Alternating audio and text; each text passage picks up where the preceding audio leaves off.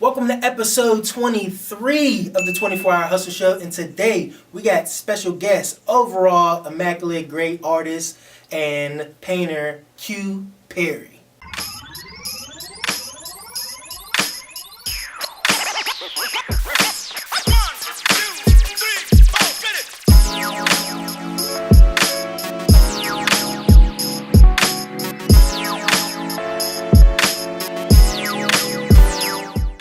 Welcome to the 24-Hour Hustle Show. I'm your host, Anthony Freeze, and this is the show where we get to sit down with accomplished guests that are doing big things. And today we have the great opportunity to be able to sit down with Q Perry, just an immaculate artist, painter, doing t-shirts, body painting, just all over stuff, selling stuff all over Instagram.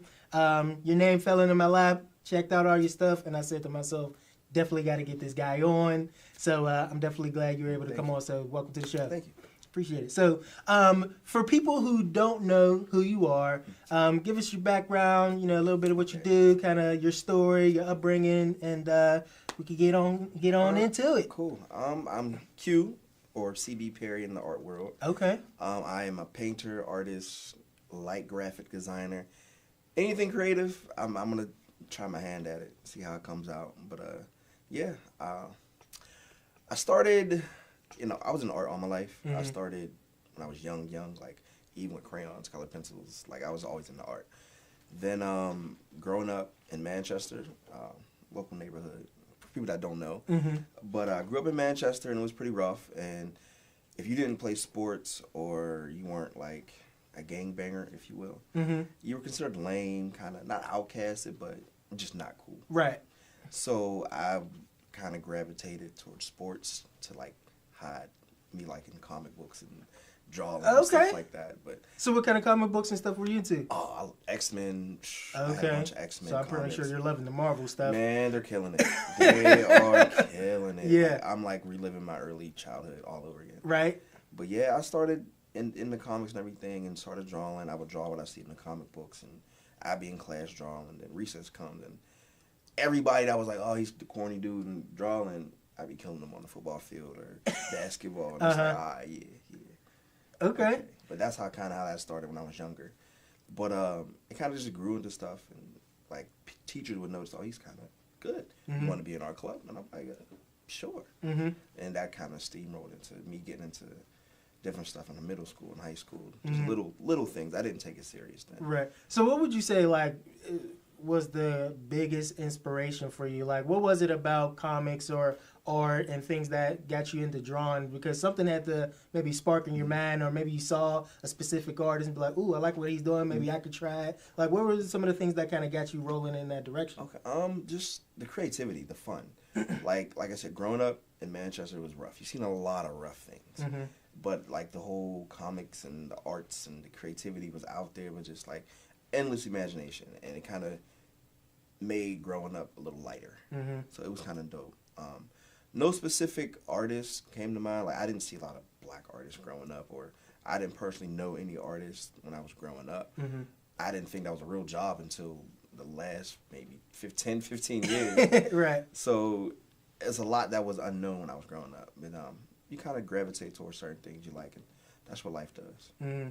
So what was it? So what was some of your like association like with like growing up, or what was like some of the people like that influenced you? Maybe your parents, or maybe some of your friends. What was that like growing up?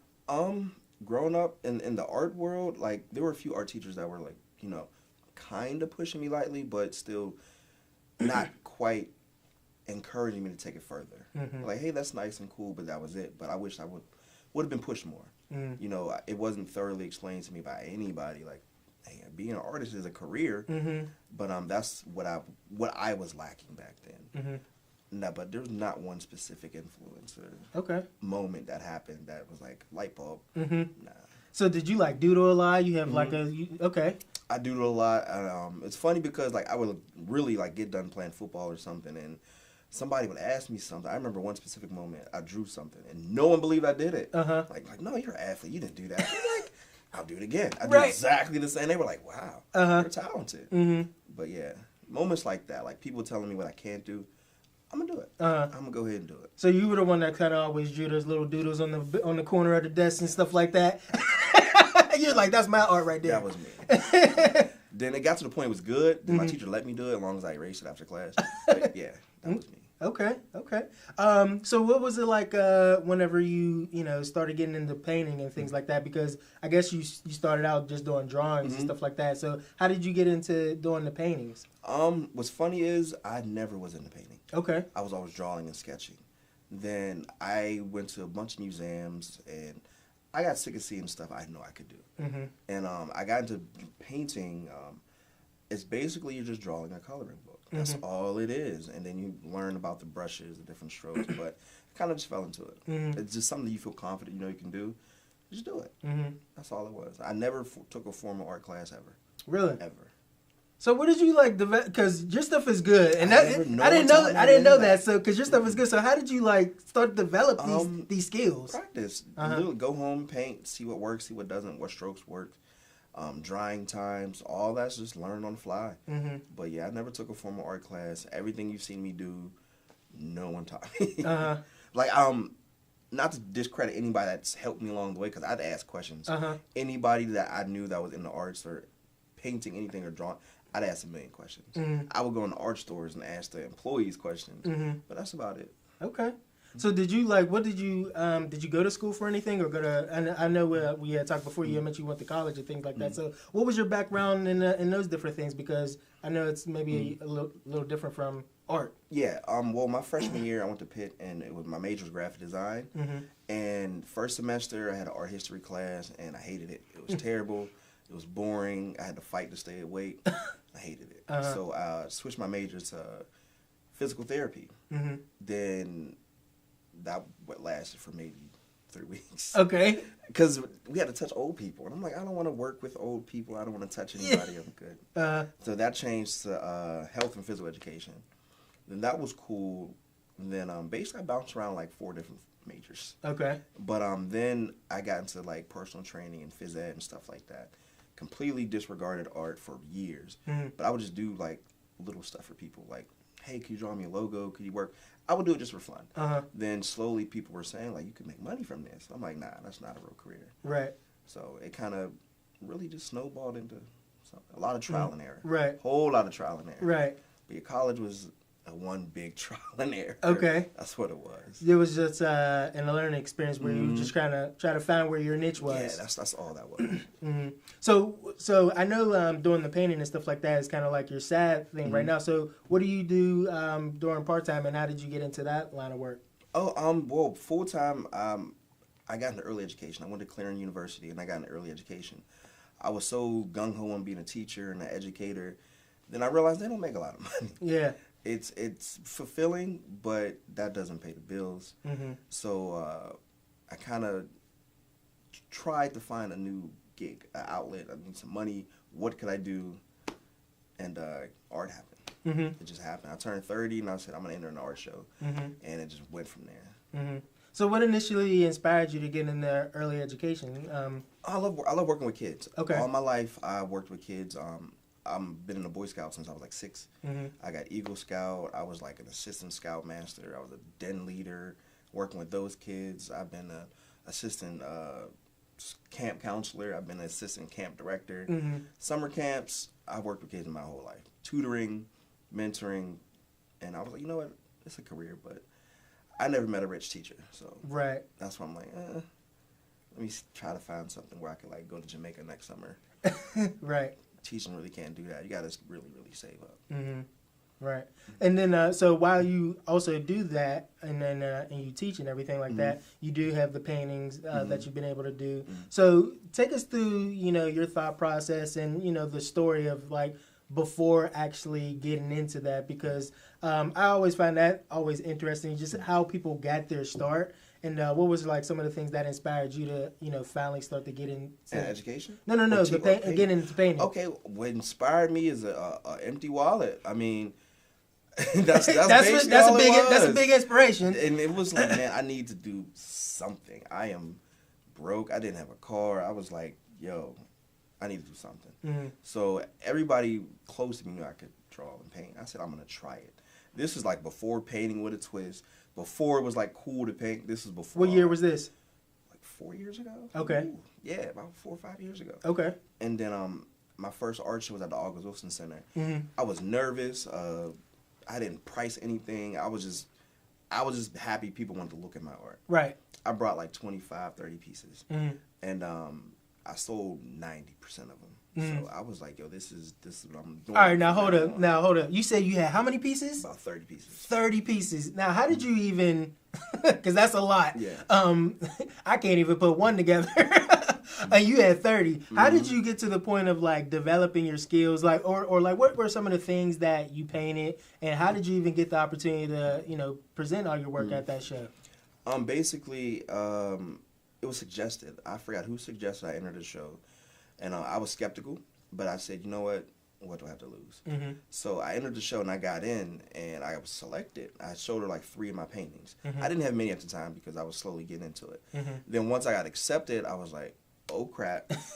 I got to bring a product now. Yeah. So I went out and bought a ton of canvases and was just painting nonstop, morning, noon, and night, like a week prior to the show. Yeah. Nonstop painting. And then I got to the show. I was nervous and it just took off. Mm-hmm. It was amazing, but there was not much of a process. I didn't think I was going to get selected. Uh-huh. Once I got selected, I didn't think anybody was going to buy anything. Mm-hmm. Then I didn't think it was going to be that successful. It was like a who knew moment. Right.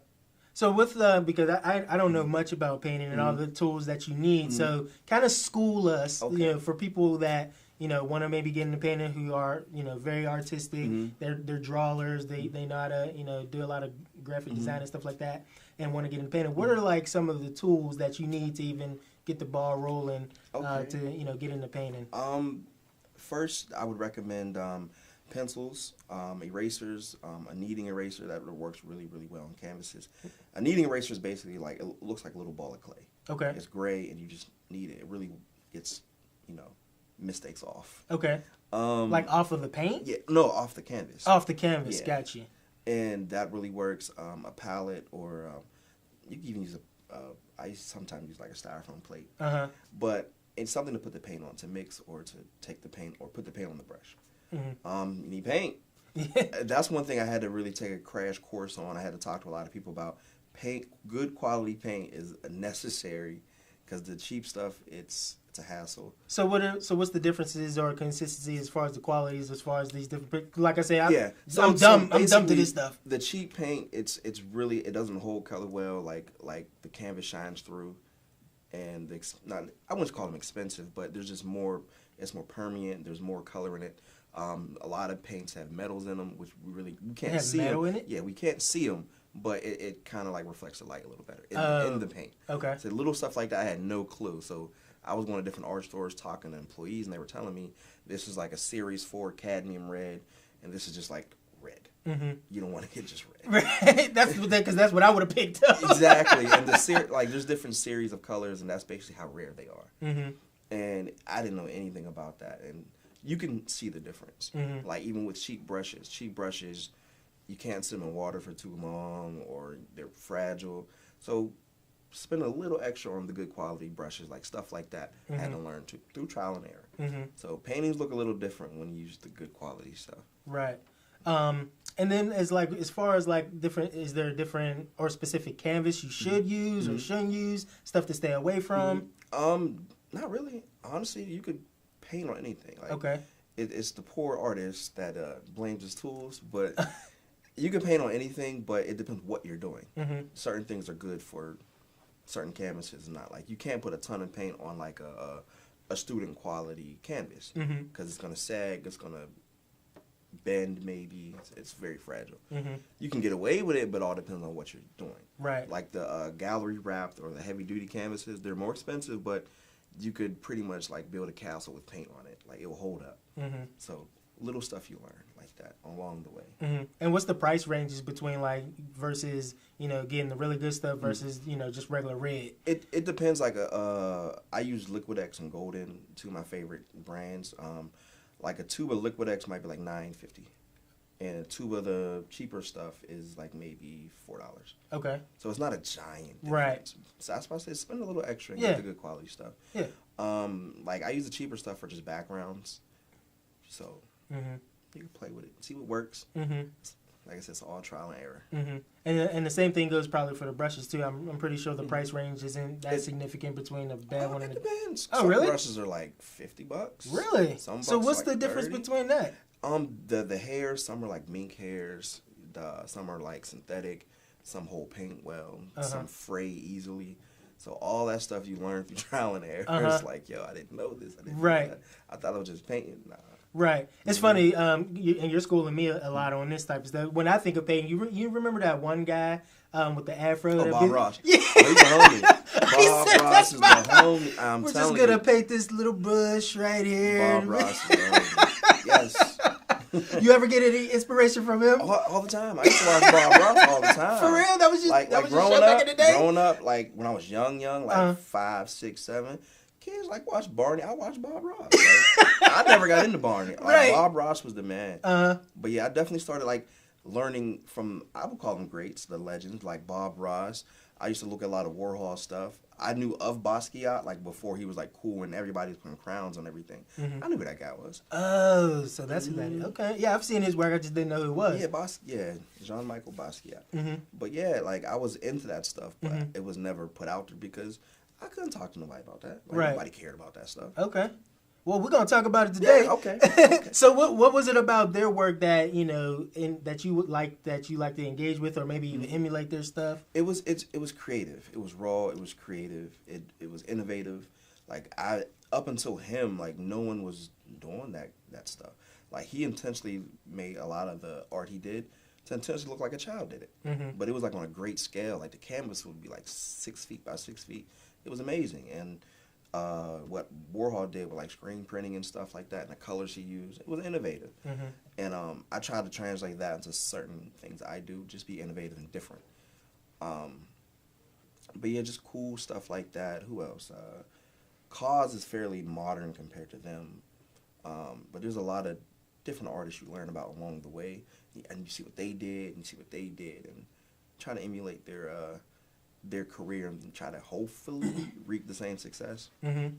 Okay, so this kind of brings it all together now. Going to the event that you got to, you say with the August Wilson Center. Yeah. So what were some of the things that you painted, and why did you decide to paint those? Like, where'd the inspiration come for those? Whenever you took those? I got stories. Okay, yeah, sure. So it was an African art show, and I was like, all right, I'm painting all black stuff, blackity black.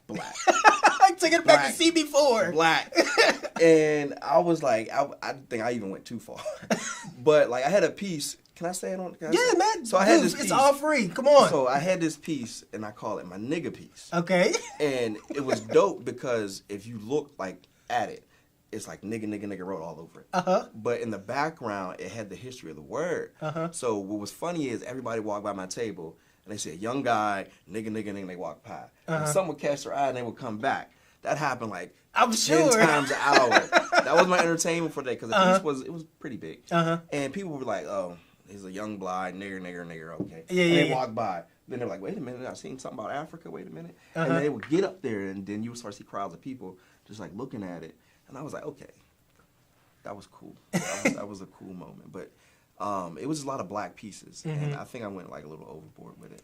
What were some other pieces that you had then? I mean, you had 23, so I'm pretty sure you had... I do a lot of mini paintings too. Okay. And I was real creative with that because everybody can't afford a giant painting. And most people have a desk or a mantle, so I made small paintings. I had like 15 of those. Those all sold. And how big are those? Oh, 3 by 3. 3 by 3? Okay. 3 by 3. And that was a good idea of mine, and everybody loves those. Even I still sell those. Like I sell like 1 or 2 a week of those. What else? I'm trying to think. What else I have? A lot of Africa pieces. I don't even remember. Now, how long ago was this? This was 4 years ago. 4 years ago. 4 years ago, February 23rd, 4 years ago. Okay. But yeah, it was a lot of Africa pieces, black pieces, afros, and all that. Right. But it did well. I mean, you sold everything, right? Yeah, it did more than well. Like 5 pieces. Okay. Like I could put in a bag, and I came with like loads of paintings, and I went home with like a bag. I was like, okay, I'm an artist now. This is what I'm doing. This is when you started kind of have the breakthroughs coming through. I started getting confidence, and like I told her I didn't price anything. I priced nothing on my table, and one lady came up to my table and asked me how much one of the mini paintings were, and I just made up something. I said $10. And she's like, "Oh, I'll take one." I was like, "Oh shit." I didn't mean to cuss. No, you're good. Oh, good. You're right, good, man. Fuck it. So I sold one of those, and I was like, "All right, bet. I'm selling. I'm like, I gotta start writing prices down." Then the lady at the table next to me walked over and was like, "How much are you selling those for?" I said $10. She's like, "You know, you could sell that for more." And I was like, "How much was she selling hers?" I didn't even look. Okay. I didn't even know that. I didn't, no shade to her. I noticed she wasn't selling much. But like the two people next to me weren't selling much. People were there, but I didn't see people come back with bags. Right. And I was like, all right. So I kind of like glanced what she was doing. People were over there enjoying the art, but they weren't buying anything. And that's my problem. Like, art is made to, you know, people to enjoy. But I mean, if you're not selling, what's the point? Right. You're just doing it for fun. I mean, that's cool and all, but I need to pay some bills. Right, exactly. So what would you say whenever you did initially get into, you know, the painting and starting to do on the shows and things like that? With your experience over the past 4 years, what would you say is like the biggest initial struggle that you faced in the beginning, and how did you overcome some of those, you know, in the beginning? I would say it's very similar to when anybody decides to become an entrepreneur or start a business venture. You start off very optimistic, energetic, happy, and you know, I'm starting my own business. I'm doing this. Yeah, everybody's going to support me. Yeah. None of that happens. It's like, man, it's a slap in the face. It's like, where all my friends go? Right. Where's family? Where's help? It's like, help me. Somebody give me a hug. This is hard. Right. And you realize, like, a lot of people, I guess you can call it skepticism, but a lot of people you think are going to support, they don't. And you have to get to a point where you realize you really don't need their support to be successful. I mean, it's nice. It's a nice luxury, but it's not a necessity. So that was the biggest struggle, thinking everybody's going to be behind me and back me and pushing me whenever I need them. And not quite. Not quite. You kind of have to prove yourself to them, kind of. So that was a big hurdle. Like, I'm thinking all my friends are going to be at all my art shows and everything, and nah, they're adults. They have lives too. And you kind of have to realize that. And some just might not like art. You got to realize that too. Right. People just may not like art. Right. So what would you say, like, you know, because for some people that may, you know, stop them from moving forward if, you know, people that support them. A lot of people do. Yeah. A lot of people, they get discouraged and they give up and they're like, oh man, no one, I'm unsuccessful, no one. No, there's ups and downs. There's going to be ups and downs, and that's with anything. And I noticed that a lot of people start businesses and they hit that initial hump, and it's like, all right, I'm done. That was a nice try, but no, you got to get over that. You got to get past that. And it happens a lot. I see it a lot, and I don't feel there's nothing I can say to encourage them. They just have to realize it's going to come. It's going to happen. Success isn't linear. It's not. Right. So. Yeah, you just got to keep on going. Work through it. Work through it. If you know you have a good product, keep pushing. Like I said, there's times where I'm selling paintings every day, and then I've gone months without selling a painting. So I just tell myself I got to make some better content. Yeah, I got to catch more people's eyes. You know, I got to market better. So.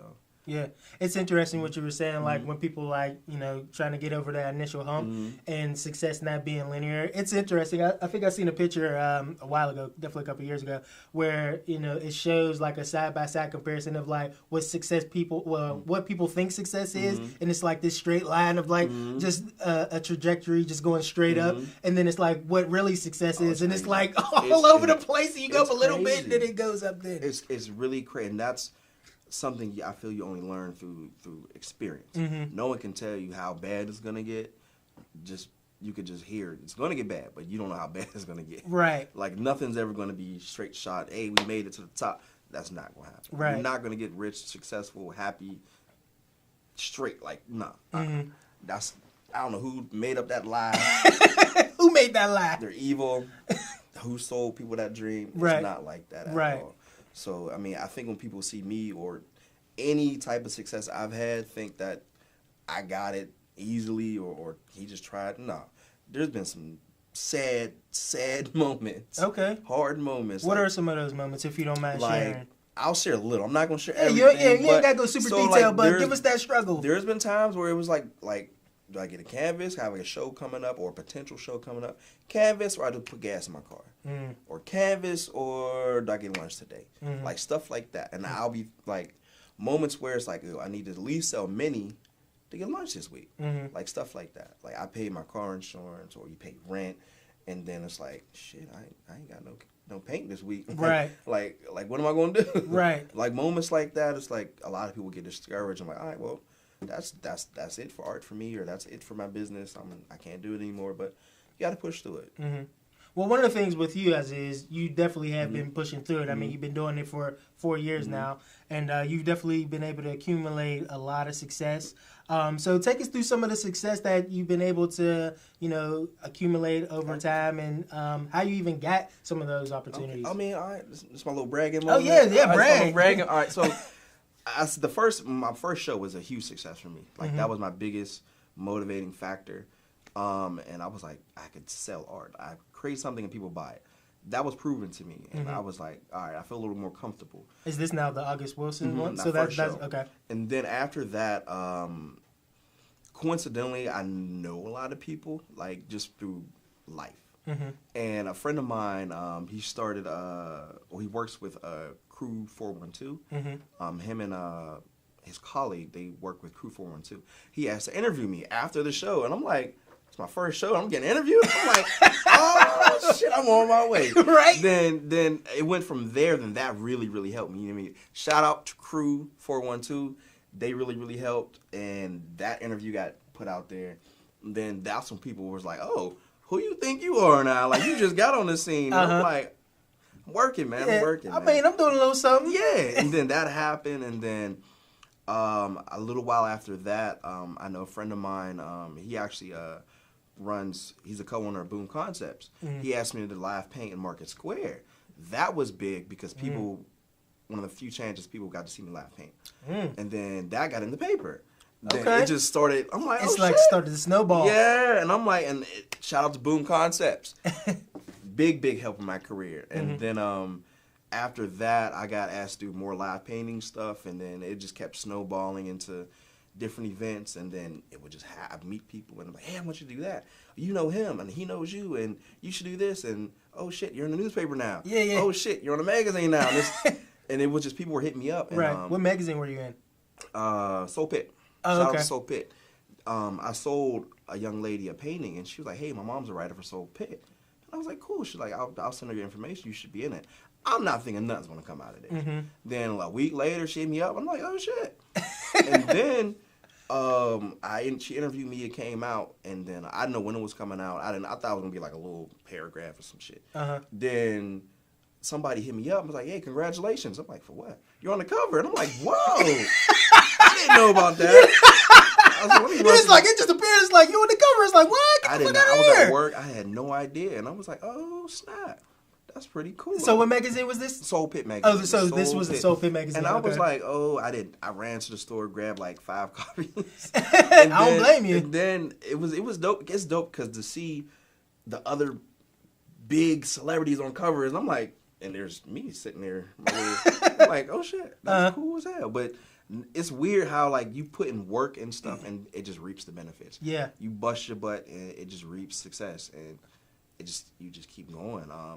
I got a random email about down at the mayor's office. They needed some art from local artists in there, and I'm like, shit, I got a bunch of that. Yeah. So I went down there, and they liked it. So it's hanging in like one of the offices, like next to the mayor's office. Right. It's like a big painting to the city.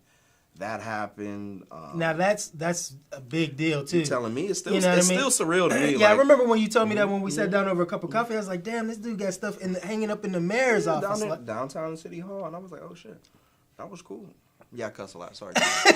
So you say you just got a random email? Random I stuff. need to check my emails more often. Because if people know you do something and you're good at it, it's going to spread. And people have been hitting me up randomly about you hit me up. Yeah. Randomly. And I was like, okay, I'll do it. That's what's up. But it's when people see you doing something and it's going well, people want to get a part of that, and they want to. I guess it's encouraging. Yeah, absolutely, it's like encouraging. You see somebody doing something, working hard at something. That's like, that's cool. That's some cool stuff. I feel like one of the things with you is like you give a lot, and you just been, you know, you're doing what you're passionate about, and you're talented at it, and you just kind of been doing it without any expectation. Yeah, you've been reaping what you've been sowing. You sow what you reap, and you just been sowing, and now you're starting to reap a lot of the great benefits. It feels good. I mean, I don't like I said, I don't expect anything. I mean, I'm just having fun, and it's happening. It doesn't feel like work at all. That's why I can see myself doing it full time real soon. So it doesn't feel like work. But I mean, it is work. But yeah. But it don't feel like work to you. Yeah, I know for me, I'll be sitting there probably trying to paint in days. Oh, I go in the zone. Yeah. I go in the zone. Like everything stops. Like I'm like a bubble. Like I don't have music playing. It's dead silent, and I just paint. Okay, so that's kind of the zone you like to be in, just dead silent, just kind of just focus. And then, I mean, I put on music, like, once it's done, I'm like, oh, shit, I did that. Like, once I impressed myself, like, a few of the paintings I impressed myself. I was like, oh, shit, I didn't think I could do that. That's funny. When it comes out cool like that, it's like, all right, that's nice. So how do you sell a lot of your paintings? And what tools are you utilizing to sell a lot of your paintings? Internet. The internet. I'm featured on a website called kcurated.com. They sell some of my art on there. And majority Instagram. That's how it all started. I posted one painting and somebody wanted to buy it the same day, and I was like, all right. So what did you paint that day? What did I paint? What was it? Harley Quinn from Batman. Oh, okay. And somebody wanted to buy it that same day, and I was like, sure. How much you charge for it? It was like $40. Okay. I should have charged. How big was it? Maybe 12 by 12, maybe. It okay. was small. It was like, yeah, it wasn't big. But I should have charged at least 100 for it. But I didn't know that back then. But I mean, in the event or when I get big, like it's gonna be worth something. Yeah, you could probably, once you do get big, you can sell for a couple thousand. Yeah, that's the plan. That's where I'm trying to head to. So, so whenever you started selling a lot of stuff on Instagram and things like that, how do you even come up with your pricing? For anybody that's trying to get into painting and stuff like that. So when I started out painting, I didn't know anything about that. Nothing about pricing and business and selling and marketing. So I would ask people who's selling art. I knew 3 people: Daryl Kensel from Boom Concepts, and who else? Baron Batch. Yeah. I just asked him, like, how do I price this stuff? And he told me you want to give out a solid number, and you don't want to make it seem like you're giving out random numbers. And it depends on your growth. Like, when you just started, you give out just starting prices. Once you develop a name for yourself, then you kind of have a resume. Like, you charge for that. And you like, I'm better than I was a year ago, so I'm not going to charge the same thing I did a year ago. Right. So that's how the price goes. Like, the more I do, the more I'm going to ask for. So you just come up with a good number. Price points are tough because you want to appeal to the audience and you want people to buy it. And you don't want to just have expensive stuff for no reason. So, I mean, it depends on how much materials go into it, how much blood, sweat, and tears you put into it, and how much you like it. You just might love a painting and you don't want to give it up, and it all depends how you feel about the product. Because if I dislike a painting, I'm just going to be like, give me what you got. Get it out my sight. Right. But if I really, really like something, I might not even want to sell it until they give me a good number. Everybody got a price. Until they give me a good number, but it all depends on the piece, though. But majority is by size of the canvas. I base it off that, but how much materials go into it kind of changes a little things. Now, do you ever have anybody that comes to you and say, oh, man, I know you're a great painter. Can you paint XYZ for me because I can't paint? For example, myself, could you make XYZ for me? Have you had people ever do that? Yeah, plenty of commission work. In the beginning, I took anything and everything. I painted anything and everything. Then I'm slowly getting more and more busy. My schedule's getting smaller. And now I kind of charge people for that. Okay, yeah. Like, you're going to have to pay for my interest. Like, I don't like commissions because I don't like working for people. Right. So technically, I'd be working for you. You're going to have to pay for me to take my mind off of whatever I'm doing to do something for you, so I'm going to charge you for that Mm-hmm. but back then I was taking any commission. Mm-hmm. I'll paint whatever you want, anything you want. Right. But you got to do that. Mm-hmm.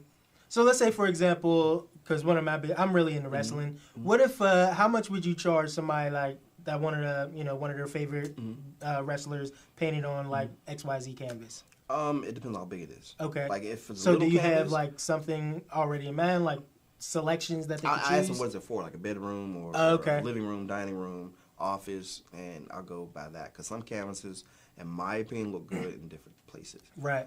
And I'd go from there. Like if you just want a mini, that'd be fairly quick. Yeah. Or if you want like a giant one, and I'm gonna be like, come on, really? Like you want to the one where you gotta get like a ladder up on and stuff like that. You ever do anything that big? I did actually. Where was I? Was it Carlo? We had a little ladder at Carlo. We did a little mural. It was a little ladder, but I mean, it was a bigger scale painting though. And that took some time. It took like a day or two. But I mean, I don't like them because you have to deal with elements. Yeah. It's not comfortable. You have to lay on the ground. You have to climb. That's why I don't like murals. I think it's too much work for what I would charge. But I mean, if somebody really, really wants one, we could talk. But I try to stay away from because you're battling the elements, and I'm cool. So for somebody, so you always try to figure out like what size it's gonna be, where they want to put it. Basically off size, and if I feel like doing it. Right. If I feel like doing it, but mostly size. And like I said, if they want a big one, I'm going to charge you for that, a little extra for that. Now, I know one of the other things that that you're doing to increase sales is trying to do more events. So what are some of the your process on putting on events, maybe putting on some of your own that you're hosting? How is all that going in the future? It's going well. Now more people are asking me to do events, so that takes a lot of pressure off me, like having to find them. So I just go about it like I try to find the core crowd that's going to be there and what they would want to see. Like I wouldn't bring a bunch of African art to an Irish art show. It just makes sense, But like stuff like that, or if it's a younger crowd going to be there, I would paint up more affordable pieces and just cooler, younger, geared stuff. But yeah. And then you actually got some events coming up soon. Yeah, right now. Next Thursday is what was it? The Hyatt. I have a solo art show at the Hyatt. I'm doing a cool, not so secret-ish event at a Studio AM with Baron Batch. Okay. So more information coming about that in next upcoming months. Okay. Good stuff. And how did you actually even cultivate that relationship with Baron Batch? How did that even happen? Random, so random. Like I said, my career has been so random. My artwork is random. So I saw him at a a charity event. He was live painting at a charity event, and this before I even sold a painting.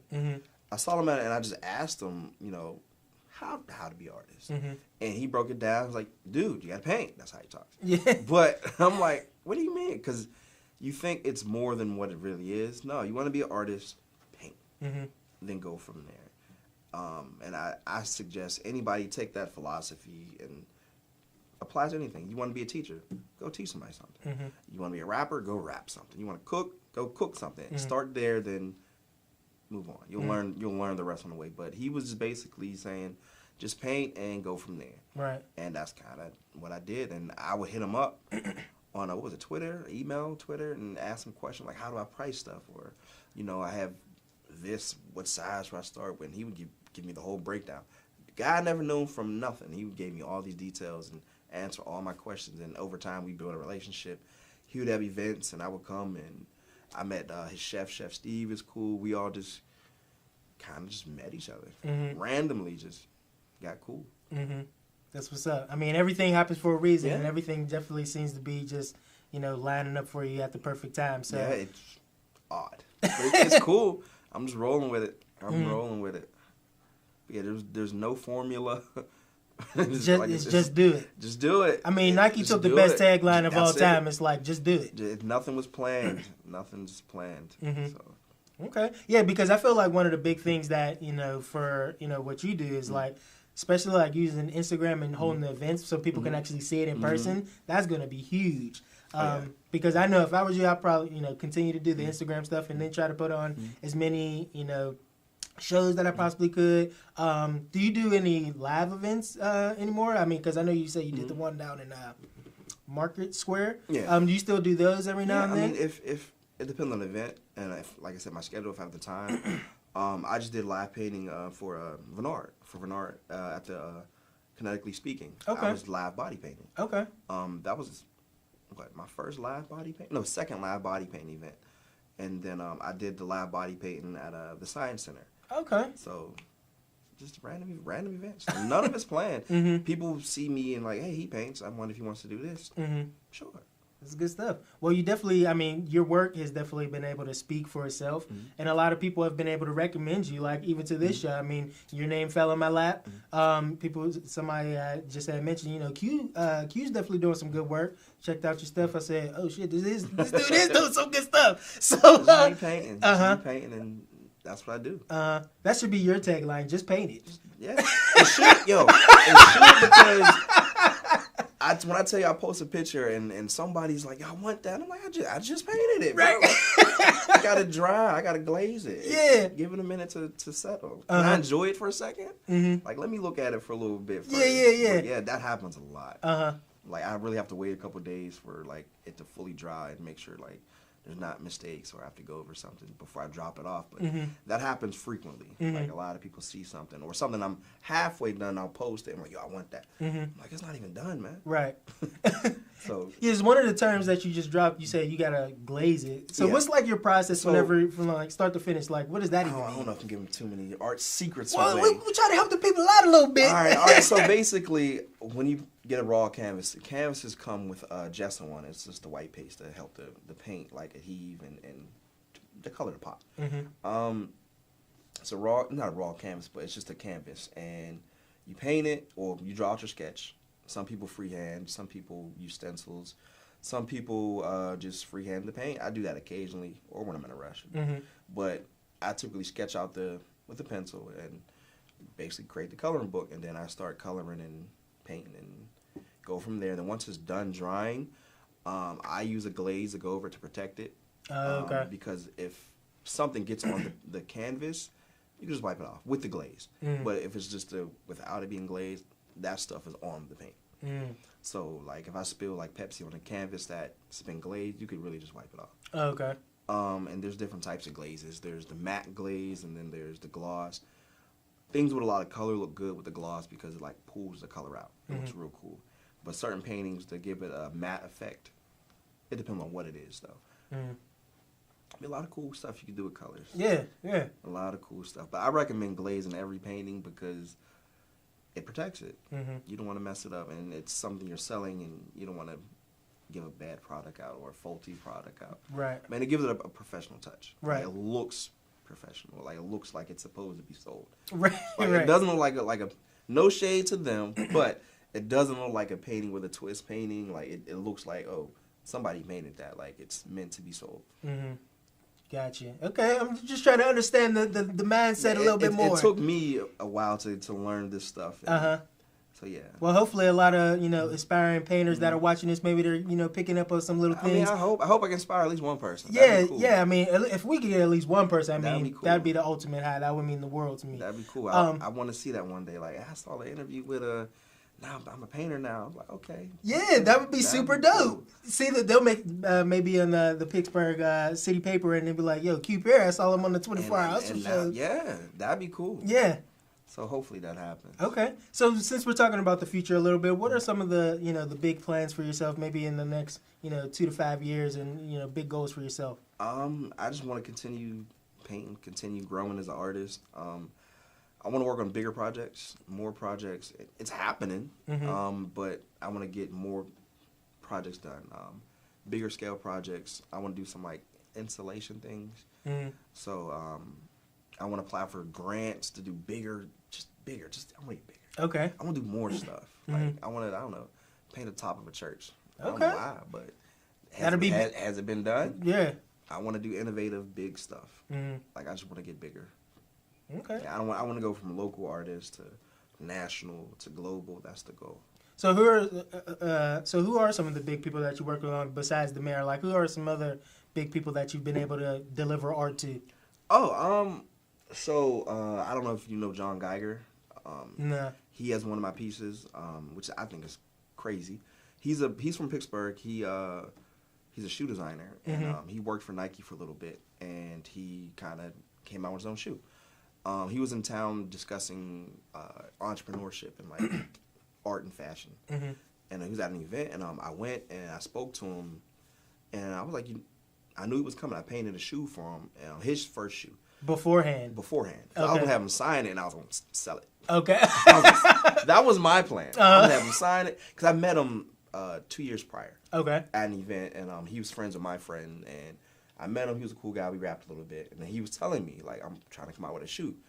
Fast forward 2 years later, he came out with a shoe. I painted it, and I had him sign it, and he was like, "Yo, can I keep this?" And I was like, "You want to keep it?" Yeah. I was like, "Oh snap!" I was like, "Fine, just take a picture with it. It's cool." Yeah. And then that happened, and then I was like, "Oh snap!" I didn't think he was going to keep it, and then every once in a while, I'll see like on the Snapchat in his house, and I was like, "Dang, that's dope." I was like, "That's cool." Yeah, it is. And he told me he only had like 3 artists in his house, and I don't know if you guys know who Cause is, but like my painting was like sitting right next to a piece of Cause art, and I was like, "Oh shit, that's cool as hell." Yeah. Who else? I'm trying to think. Who else got some? I know you said some artists last time we sat down. Who was that artist that got some artwork of yours? Who? Musical artist. Oh, I did something for Lil Wayne for Whammo. Oh yeah, this was when Lil Wayne came. A friend of mine, she works for Whammo, and I asked her, "Can I paint something for him? Can you get in his dressing room?" And she said, "Yeah." And I was like, "All right, oh shit." I didn't think that was gonna happen. Yeah. And then I painted it for him, and she said she put it in there, and it's gone. But I'm still waiting for him to post it. I'm waiting for him to post it. I'm gonna go crazy. But yeah. I'm still waiting for that. But yeah, that Lil Wayne piece was cool. That was real cool. That's good stuff. Any other big artists or other big people that have been able to get a piece of your work? Not yet, or not one Not I yet. can say in public. Right. I don't know. I got you. Okay. But yeah, I'm getting bigger profile clients more and more, and hopefully some come out to the show coming up. So we'll see. Absolutely. I'll have more to talk about then. Okay. So as we get closer to wrapping up, what is something that a struggling aspiring painter or artist? What is maybe some advice that you would give to them to maybe get on the road, or maybe some challenges that they may face, and how can they overcome those? What's some good tips or things like that you would give to them? Okay, I would say work on your craft every day, like big or small. Like if you're painting or you're an artist, do something artsy every day. Like if you're not painting, go to museum. If you're not can't go to a museum, walk around, look at graffiti. Like I do that often. Like I'm out on a Friday night or Saturday night, I'll go out a little early and I'll just literally walk around the street looking at graffiti. Like street art is really, really cool. What else? Just work on your craft, and it'll just keep you engaged. You don't want to get to the point where I do often, and you don't want to get to the point where it's like I haven't painted nothing in a while. Like can I still paint? Like yeah. But you have to keep creating. And where's the best place people can contact you right now? I would say Instagram. And what's your Instagram? Email, your name? CBPerry_. And if you want to hit me up, it's email me cbperryart@gmail.com. Okay, cool. And then one of the new things that we're actually doing for the show is a 24-hour challenge for anybody that is inspired, felt moved by anything that you may have said in the show. Okay. What's a challenge that you would propose to anybody out there to actually do within the next 24 hours? Within the next 24 hours, if you're in Pittsburgh, go learn about Boom Concepts. They know anything and everything there is about art. Okay. In Pittsburgh, outside of Pittsburgh, they were like the encyclopedia of the art world when I got started. They really, really helped. Go find out who they are. If you're not from Pittsburgh, not in Pittsburgh, I would say look up local art shows and enter as soon as possible. Whether it's artist call, just enter it. Whether you're ready for it or not, enter it. Go for it. You've been thinking about doing an art show, enter it. Whether you're ready or not, because you're never going to be 100% ready. Absolutely. Most of my art shows, I get ready for like 3 days before. I mean, because based off what you're telling me, it don't take you very long. You ain't supposed to tell me. But whether you're ready or not, get it done. Get to the point and just start. You don't have to know what you're doing, just start. Got you. But yeah. Just paint it. Mm-hmm. Got you. Got you. So, so anybody that want to accept that challenge, definitely use the hashtag 24-hour challenge. Definitely comment down below and let us know how that goes. So I definitely appreciate you for coming on to the show. Definitely looking forward to all the things that you do in the future because you got a lot of things coming, and I'm definitely looking forward to seeing how that rolls out. Cool. Definitely appreciate you having on. So now that we know what Q does with his 24 hours, I want to know what you do with your 24 hours. Definitely accept the challenge. Comment down below. Subscribe to the channel. Turn on notifications. And we will see you on the next episode.